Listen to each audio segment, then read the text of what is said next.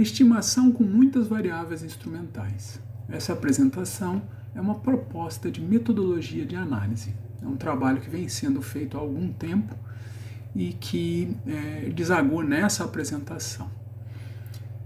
Se você pesquisa em econometria, já deve ter visto esse livro, Mostly Harmless Econometrics, do English and Pischke. Nesse livro, os autores fazem um conjunto de recomendações que são o que a gente chama de recomendações de English and Pischke, 2008. Bom, na página 157 desse livro, a gente vai encontrar essa recomendação número 3, que é basicamente a seguinte: pegue o seu principal instrumento, your best single instrument, and report just identified estimates using this only one. Então ele está pensando, eles estão propondo um modelo para uma regressão que tem uma variável endógena do lado direito, um regressor endógeno, e ele está assumindo que o pesquisador tem vários instrumentos, né, e que ele não costuma reportar isso que é chamado de Just Identified Estimate, né? E daí, o que seria isso? Seria escolher o seu melhor instrumento, tá vendo? É o que ele fala, pick your best instrument and report Just Identified Estimate. Ele só não fala qual é o melhor instrument, mas eles provavelmente estão assumindo que por tentativa e erro, por uma análise de qualidade da estimação, né, uma análise geral, que pode ser por p-hacking ou qualquer análise que o pesquisador esteja fazendo para defender sua tese, ele vai lá e escolhe o melhor instrumento e reporta essas estimativas. Bom, eu vou assumir aqui o caso que a gente tem muitos instrumentos para, como exemplo, analisar um modelo de demanda por transporte aéreo, tá bom? Nesse modelo, o que acontece? A gente tem o logaritmo de preço, né? O logaritmo de preço interagido com uma proxy para turismo, o logaritmo da renda e o logaritmo da população. Tá? A gente está pegando um município no Brasil, uma cidade brasileira, né, e rodando para explicar o movimento de passageiros naquele aeroporto, nas rotas daquele aeroporto, que é o que a gente chama de logaritmo do Pax. Esse é o regressando, e do lado direito, né, da equação a gente vai ter essas variáveis aqui. Tá? Os resultados no OLS são basicamente esses que a gente está analisando. Né? A gente tem uma elasticidade de preço da demanda, menos 1,25, uma elasticidade turística, com a interação turística, quer dizer, a elasticidade de preço da demanda vai ser intensificada na medida que o turismo for maior, né? A elasticidade de renda, nesse caso, ficou muito alta, mas a gente não está muito preocupado com isso. O exemplo aqui é basicamente se ater a essas duas variáveis como um exemplo didático, elasticidade de renda e a elasticidade de população. Um modelo de demanda para o transporte aéreo deveria ser bem melhor especificado com outras variáveis, mas não vem ao caso nesse momento. Tá? Pode ser que a gente esteja interessado apenas na variável logaritmo de preço, quer dizer, na elasticidade de preço da demanda, como uma forma de quantificar. Isso geralmente não é o mais interessante para modelo, quando você tem um objetivo com um modelo para fazer inferência, né? Quando quer fazer inferência, a gente tem uma hipótese testável. Nesse caso, poderia ser essa questão do turismo. Será que as rotas no Brasil, quanto mais turísticas, mais elásticas a preço? Né? Então, se eu rodasse o OLS, eu diria que sim, porque é estatisticamente significante a interação de preço com turismo. Tá? Bom, o OLS não é o melhor modelo que a gente pode fazer, né? Então, a gente quer rodar com variáveis instrumentais. Eu tenho 215 candidatos à variável instrumental, e daí a questão clássica é como escolher esses instrumentos. Tá? O OLS é esse o resultado, né? E aí eu estou mostrando mais dois resultados. Na coluna 2, o que a gente apresenta? nós estamos apresentando os resultados usando os 215 instrumentos, tá vendo? Aqui estão os 215 instrumentos sendo qualificados, ó, tá vendo? 215 instrumentos rodados, né? Não há uma seleção de instrumentos, tá? E os resultados não são tão diferentes assim, tá? Em outras circunstâncias eles podem até ser bastante diferentes, então novamente a questão do caso didático, né? Mas e note que nessa especificação a nossa hipótese, vamos considerar assim que a hipótese existe uma elasticidade de preço maior no caso de rotas turísticas, então nesse caso eu estou testando positivamente essa hipótese, estou aceitando essa hipótese. Só que tem um problema, né? Essas estatísticas que estão aqui embaixo, né? O Under ID, Weak ID e Over ID, para 215 instrumentos, eles estão furando, eles não estão bons, né? Por que eles estão furando? Eles estão furando porque existe um problema de muitos instrumentos, né? Com muitos instrumentos, principalmente o Over-ID, que é o teste J de Hansen, ele está explodindo para 1215, e essa estatística tem que ser bem baixinha, né? Porque a hipótese nula não pode ser rejeitada no teste J. O teste J tem seus problemas, ele é criticado por conta disso, mas a estatística tem que ser baixa, e aqui ela explodiu. Ela tem que ser preferencialmente menor que 1, menor que 5 no máximo, né? O p-valor tem que ser alto. Esse é um exemplo daqueles casos que o p-valor tem que ser alto, né? E as outras estatísticas, o Under-ID não é um teste tão forte assim, é um teste KP de subidentificação, enquanto o teste J é de sobreidentificação, o Under é de subidentificação. Ele geralmente passa muito bem, aqui ele está dizendo que esses instrumentos não tem problema de subidentificação. Agora, a identificação fraca deveria ter algo maior que 10, pelo menos, um teste F. Mas quanto maior, melhor. Essa aqui é a verdade, né? Ele está abaixo.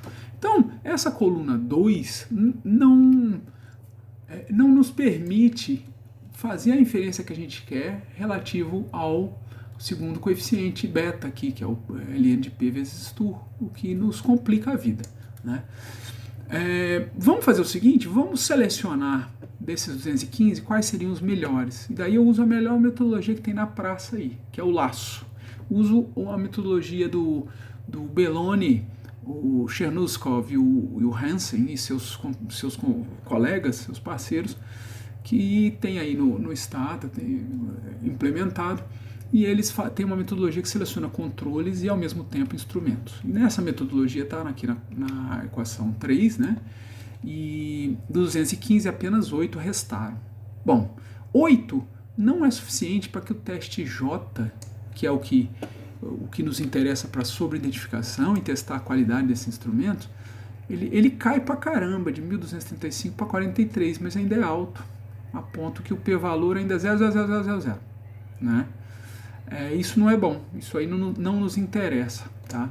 Da mesma forma, as outras estatísticas, elas têm algumas alterações, mas até o Weak ID fica maior que 10, o que é bom, né? O que é bom, né? Não necessariamente isso acontece com 8 instrumentos, mas é ótimo, né?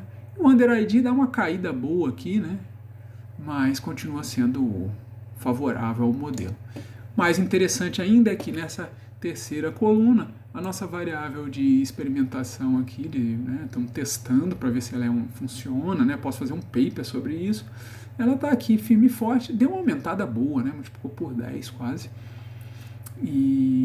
Mas ainda não posso afirmar nada por conta justamente desse danadão aqui, desses danados aqui.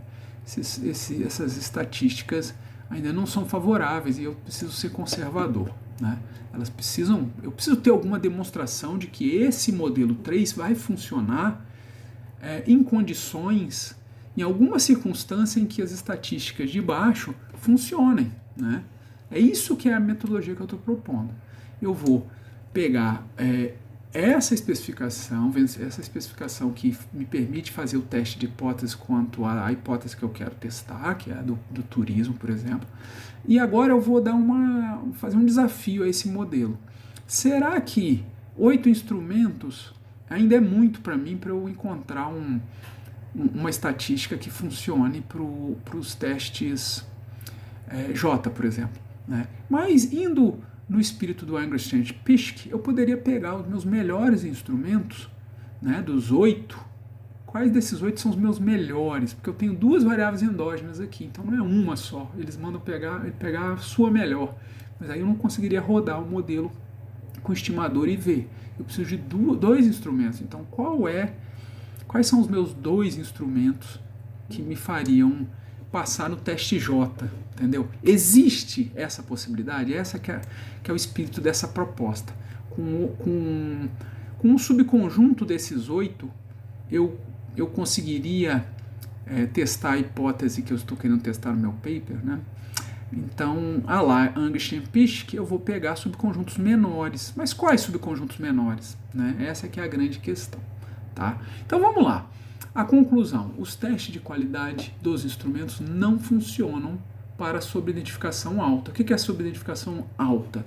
É quando eu tenho muitos instrumentos. Né? Nesse caso, eu tenho 2 variáveis endógenas e 8 instrumentos. Logo, eu tenho 6 variáveis de sobreidentificação. Estou avaliando a sobreidentificação.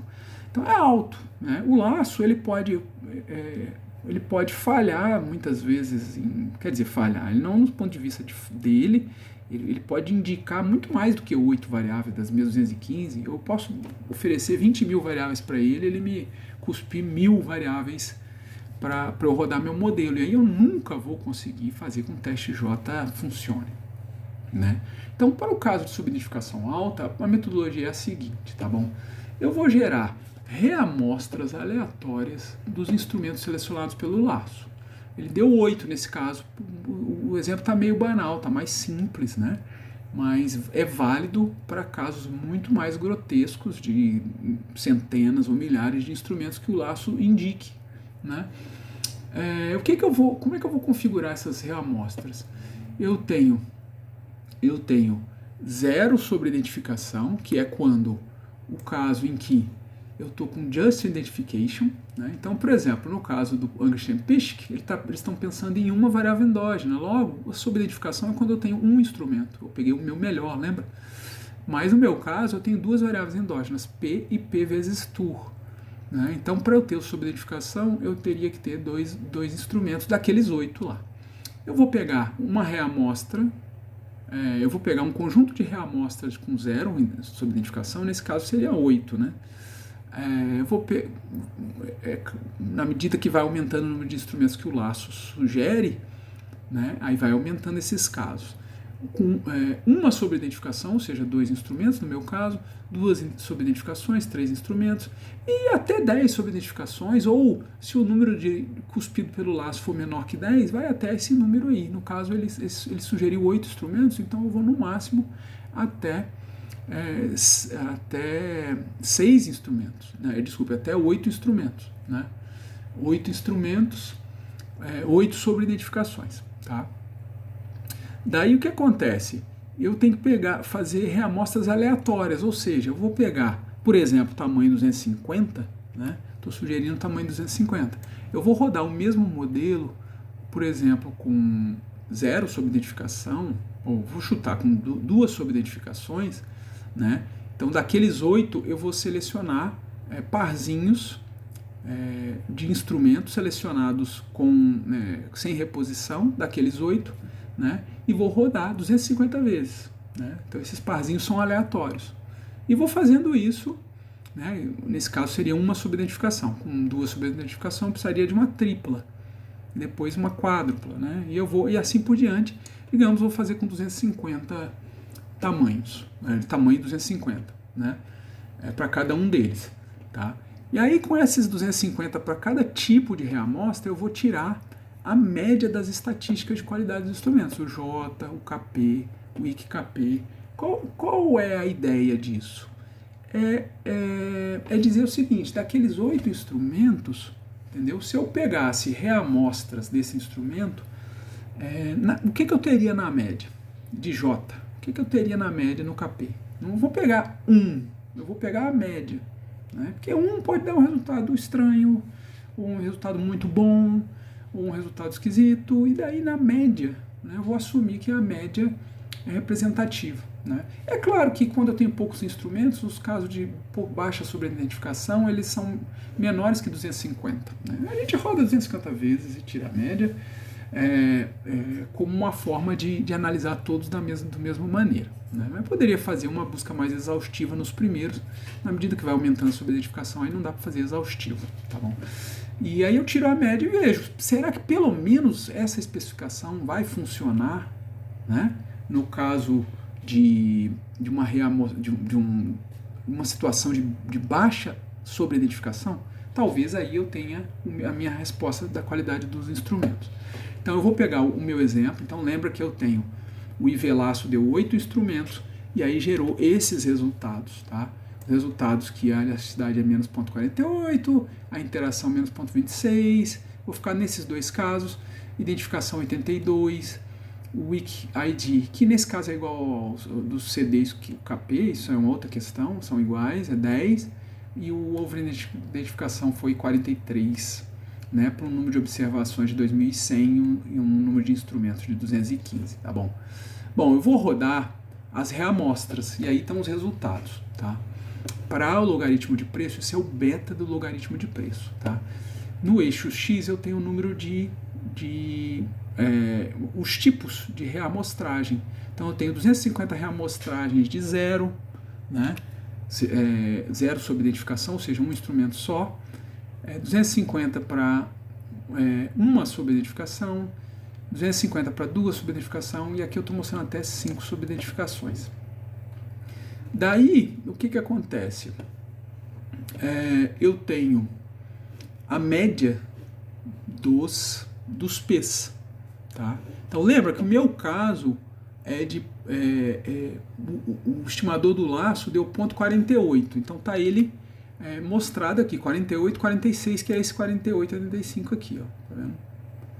48, 46 deu 48,5, né? Então ele está mostrado nessa linha laranja, né?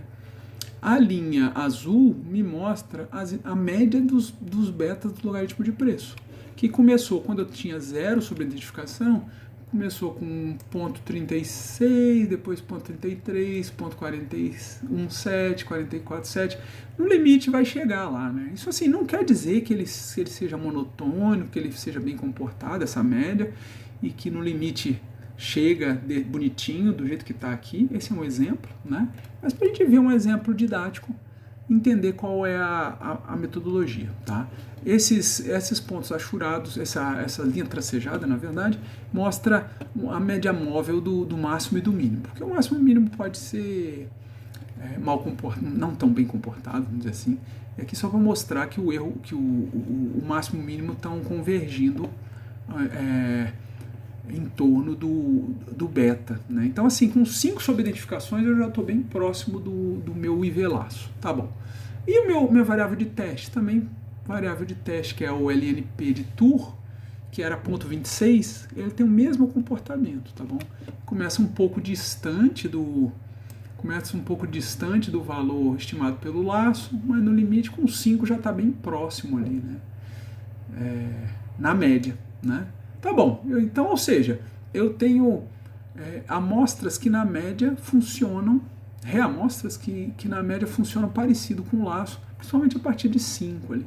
Mas vamos pensar assim, 0,36 já é suficientemente parecido com 0,266, ou seja, aqui eu tenho um valor negativo que me confirma com 0 reamostragens que com 0 sob identificação, que a gente tem uma relação negativa, que era o meu teste do meu paper, lembra? Né? Então é isso. Tá. Agora vamos ver o comportamento dos testes KP, por exemplo. O teste KP e o Weak KP, né? Eles, como a gente esperava, né, ele é 82 no laço e 82 e 10 no laço. Aqui ele começa com 24 e 12 no 0, né? No 0, 24,12, e aí ele vai subindo, tá vendo? Ele vai subindo, apesar de que o teste WIC-KP ele vai caindo, ele sobe e depois volta a cair, mas fica relativamente acima do 10, né? E o teste WIC-KP vai subindo na medida que a gente põe mais instrumentos, mais subidentificação, ele vai aumentando, o que não é bom, não é boa propriedade de um teste de hipótese, por isso que ele não é tão bom assim, né? Bom, e o teste J, que para mim é o mais interessante. Bom, o teste J, ele rapidamente ele explode, né? Como a gente já esperava, porque ele é igual a 43 no teste, no exemplo do laço. Ele começa com 4.3 com um instrumento a mais, uma subidentificação, porque ele não pode ser calculado com 0, né? Já sobe para 9.6, depois sobe 16,5 e vai chegando próximo do 43. O p-valor está em laranja aqui, ó, ponto 25, depois ponto 11 já cai rapidinho, 0,04, aí ele vai chegando no 0, como a gente tinha visto. Bom, qual a moral da história? Que a gente tem um teste, um modelo que funciona relativamente bem no caso de uma sobreidentificação baixa, quer dizer, os valores são relativamente próximos, ponto 36, ponto 33,8, ponto 41, ponto 36, ponto 32,9 no caso da variável de teste lá, né? E que rapidamente chega próximo do valor do laço, valor do laço, e o que acontece? As estatísticas, como era de se esperar, elas vão furando na medida que eu vou pondo mais sobre identificações. Mas no caso do J, que é o que interessa mais aqui, sobre identificação, ele, com uma sobreidentificação, ele já fica a 25%, né? Um KP 4.3 é razoável, um J de 4.3 e de 25% de p-valor é razoável. Há alguma evidência que aqueles 8 instrumentos também funcionariam se fosse numa situação de baixa identificação, isso que eu quero dizer. Então é isso que a metodologia se propõe, a analisar o comportamento dos betas e das estatísticas de qualidade dos instrumentos quando eu tenho poucos instrumentos, mesmo quando uma metodologia como o laço me cuspiu a necessidade de vários instrumentos. Tá? Então, considerações finais que eu faria com esse tipo de modelo. Eu rodo e reporto o modelo que o laço me mostrou. Por quê? Porque essa é a metodologia mais consagrada, quer dizer, não é tão consagrada assim, é lançado em 2018, o IVLASSO e a sequência de papers do Belloni, Chernuskov e o Hansen, né? Mas é uma metodologia muito interessante de seleção de instrumentos, mas ela tem esse handicap, ela não funciona quando você quer extrair as estatísticas de qualidade de instrumentos, não funciona tão bem. E aí a minha proposta metodológica é pegar reamostras dos instrumentos que o laço cuspiu e estimar para cada uma da reamostra, tirar as médias e reportar isso, né? Na medida que o que funciona para sobreidentificação alta também funcionar mais ou menos para subidentificação baixa, a gente tem mais evidências que o nosso modelo é bom, mais evidências de que essa hipótese que foi testada aqui, ela é realmente válida e a gente pode corroborar, nós podemos concluir isso no paper, por exemplo. Tá? Então essa é a proposta metodológica. Gostaria de saber se é uma boa proposta, se houver comentários ou alguma crítica, ou alguma coisa que eu não considerei, pode me mandar mensagem que eu estou muito interessado. Um grande abraço.